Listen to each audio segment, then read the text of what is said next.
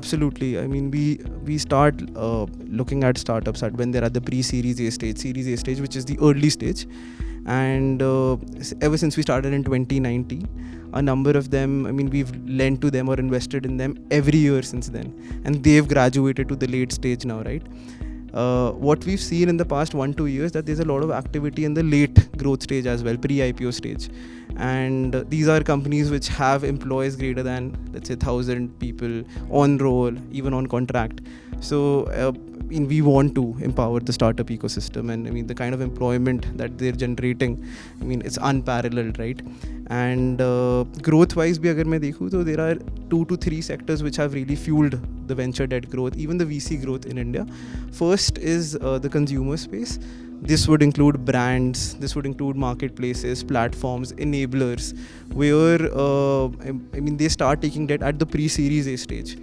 इनको अगर working capital fund करना है, फॉर इंस्टेंस इन्वेंट्री फंड करना है, रिसीवेबल्स फंड करना है, केपेक्स करना है. बाय केपेक्स आई मीन, कल को एक आप जब स्टार्टअप्स देखते हो कंज्यूमर स्टेज पे भी, उसमें क्या होता है कि lot of them sell online, but soon a lot of them have started moving to omni channel models where they're opening offline stores as well.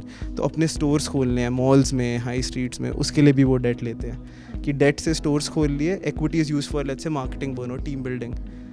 Then when they move to the, let's say, Series C, Series D stage, एक company को दूसरी company को acquire करना है. For acquisition financing as well, it's been very useful.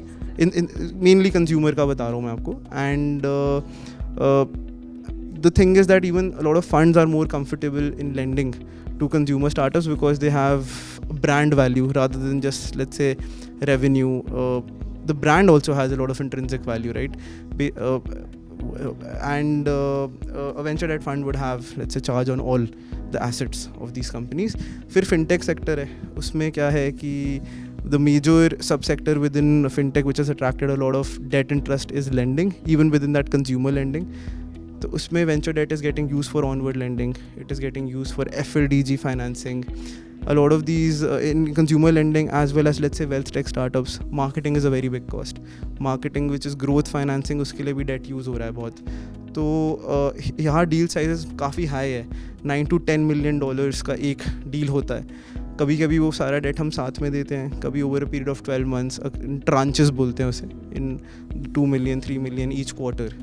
That's how it is. Yes, just to monitor the performance. And जब date का requirement होता है एक्चुअली तभी लेना चाहिए ना. स्टार्टअप्स को भी सारा ही साथ में लेंगे तो when they actually want to use it, they would have let's say repaid a part of it, right? Just to optimize it.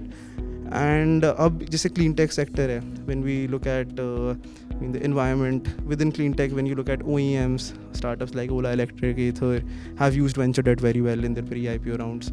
Recycling startups, battery swapping startups, charging infra, solar.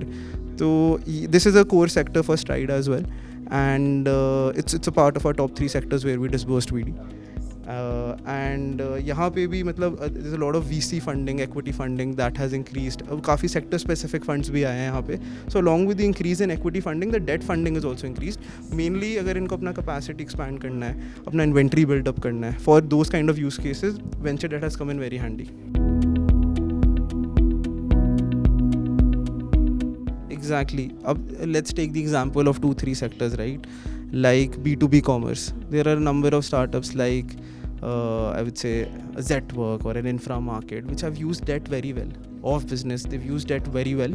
And in businesses में ना working capital की requirement बहुत ज़्यादा होती है. If that gets start funded, let's say funding through equity, तो then the founders would dilute a lot of stake कि हर बारी जब working capital बढ़ाना है, inventory बढ़ाना है, receivables बढ़ाना है, तो they can't raise equity, right? तो debt लेना ही होगा. तो early stage से ही जो B2B commerce startup है वो काफ़ी the venture debt को explore करना शुरू हो गए. There are other forms of debt as well, like supply chain financing, like bank debt, invoice discounting, etc. as well. But venture debt का ये है फ़ायदा कि venture debt is very flexible in terms of structuring. The deal turnaround times are very quick, right? And it's a much more, let's say, relationship focused kind of a transaction, right? कि ऐसा नहीं है कि अगर यही एक set हुए एक डील करने का वैसे ही होगा. Basis the founder, basis that specific company in that sector, the structures keep on changing, right? So B2B commerce में, because of working capital use case, I would say that in the next 1 to 2 years, the deployment would be much higher. Then in healthcare as well, जैसे hospitals segment में काफ़ी funding बढ़ा है, तो in order to set up new hospitals के अंदर capex करना, मतलब और equipment लाना, वो equity की जगह debt से बहुत easily fund हो सकता है. तो healthcare also we would want to do more in the next 2 to 3 years. Yes, and उसमें मतलब instead of equity, debt can be used very easily, right? क्योंकि जब आप equipment देखते हो या आप कोई store खोलते हो, तो पहले आप उसमें इन्वेस्ट करते हो, बट आफ्टर 3 to 6 months उससे भी कैश फ्लोज आने शुरू होते हैं. तो इंटेंट ये होता है that if I am giving debt for capex, तो जिस एसेट के लिए मैं डेट दे रहा हूँ, पहले तो मैं उसमें after giving the date that is established और that is open, right, but after 3 to 6 months उससे भी इनफ्लोज आने शुरू हो जाएंगे, एंड उस इनफ्लो से डेट और इंटरेस्ट पे हो जाए, तो इक्विटी टच ही नहीं होता बिल्कुल भी.